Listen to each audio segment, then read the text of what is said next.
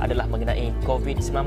Kerana itulah kerajaan kita melaksanakan Perintah Kawalan Pergerakan. Ramai yang work from home, ramai yang juga tidak pergi ke sekolah.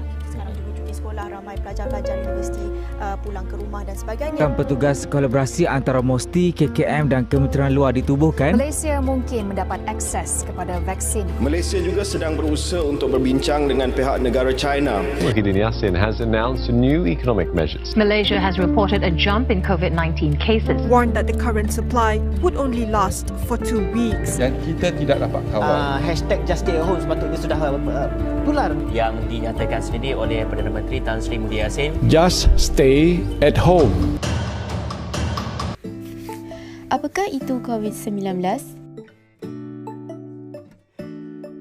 COVID-19 adalah novel coronavirus yang bermula di Wuhan, dinamakan sebagai COVID-19.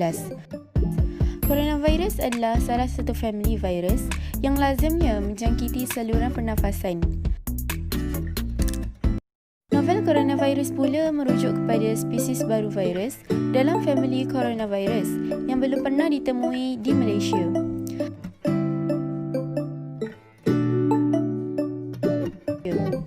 Virus ini merebak sesama manusia dan juga haiwan.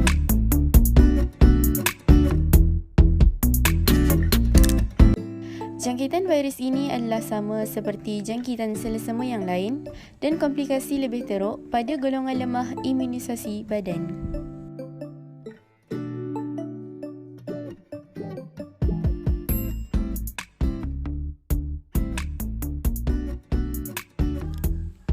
Lima keburukan COVID-19 terhadap rakyat dan negara.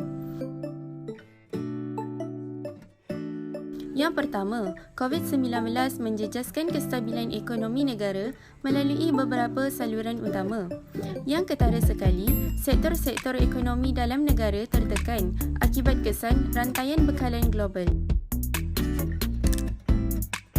Yang kedua, banyak institusi pendidikan di Malaysia terpaksa ditutup dan mereka terpaksa menjalankan pembelajaran secara online. Yang ketiga, ramai pekerja yang dibuang, diberi cuti atau diberi separuh gaji. Akibatnya, mereka hilang punca pencarian atau meraih pendapatan yang jauh lebih rendah sehingga sukar untuk menampung keperluan hidup, terutamanya makanan, sewa rumah atau membayar pinjaman kereta, rumah dan seumpamanya. Yang keempat, kadar pengangguran di Malaysia semakin bertambah kerana peluang pekerjaan disekat akibat COVID-19.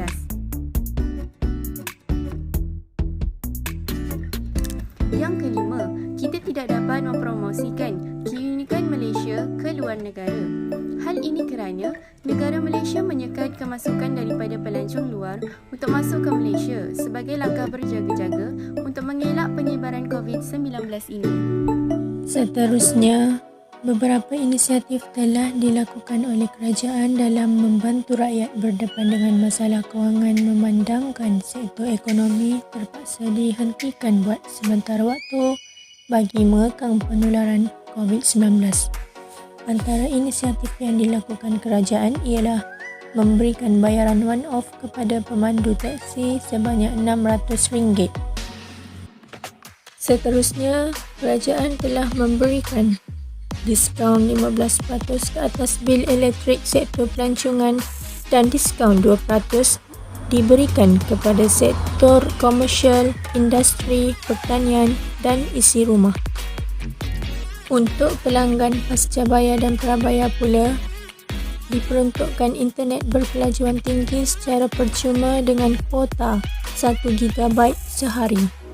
Kerajaan juga memberikan penangguhan pembayaran ansuran cukai pendapatan kepada semua perusahaan kecil dan sederhana PKS untuk tempoh 3 bulan. Akhir sekali, dapat saya nyatakan di sini antara inisiatif-inisiatif kerajaan dalam membantu rakyat ialah memberikan penangguhan bayaran ansuran cukai kepada perniagaan yang terjejas dalam sektor pelancongan selama 6 bulan. Daripada usaha yang dilakukan oleh kerajaan terhadap rakyat ini, ia sangat bertepatan dengan sabda Rasulullah sallallahu alaihi wasallam yang bermaksud setiap kamu adalah pemimpin dan kamu semua bertanggungjawab terhadap orang di bawah jagaanmu. Hadis riwayat Al-Bukhari dan Muslim. Berapakah bantuan dan dana yang diperuntukkan oleh kerajaan demi rakyat semasa COVID-19? Dalam Belanjawan 2020, peruntukan untuk pembelanjaan pembangunan adalah RM56 bilion. Sedangkan dalam Belanjawan 2021, peruntukan untuk pembelanjaan pembangunan adalah RM69 bilion. Ini mencerminkan komitmen jitu dan betapa serius kerajaan dalam membantu rakyat dan memulihkan ekonomi yang terjejas akibat COVID-19. Kesan positif bantuan kerajaan terhadap golongan yang memerlukan. Yang pertama, membantu isi rumah, meningkatkan pendapatan. Yang kedua, meringankan beban rakyat terutamanya golongan B40. Yang ketiga, dapat menampan kesan kemerosotan ekonomi. Seterusnya, membantu golongan tidak berkemampuan berbelanja. Dan yang terakhir, membantu golongan B40 untuk meneruskan kelangsungan hidup. Banyak lagi bantuan yang kerajaan telah berikan kepada kita semua. Segala keperluan rakyat cuba untuk kerajaan penuhi demi memberi keselesaan terhadap rakyat. Jadi kita sebagai rakyat perlulah sentiasa bersyukur dan menghargai setiap usaha kerajaan. Jadi sebagai rakyat bermoral, rakyat berperanan besar dalam membantu kerajaan menangani COVID-19. Peranan rakyat dalam membantu kerajaan menangani COVID-19. Yang pertama, membuat saringan kesihatan.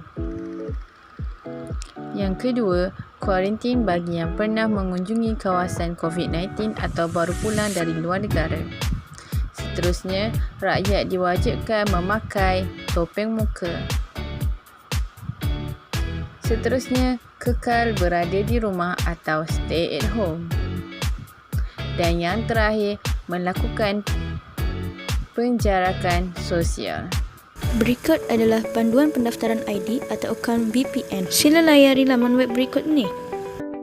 Pertama, jika ID pengenalan belum didaftarkan, sila klik daftar akaun.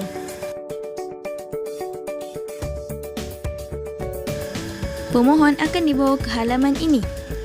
Masukkan nombor kad pengenalan dan klik butang semak. Sila jawab dua soalan yang diberikan.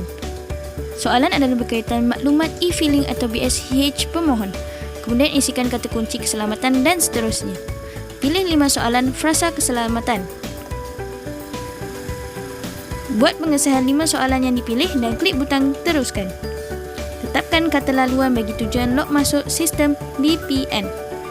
Ulang sekali lagi kata laluan di kotak pengesahan kata laluan. Dan klik daftar. Akaun telah berjaya didaftarkan. Kini pemohon boleh log masuk dan ikuti langkah permohonan rayuan untuk membuat rayuan atau menyimak borang permohonan yang telah diisi. Sekian, terima kasih. Semoga bermanfaat.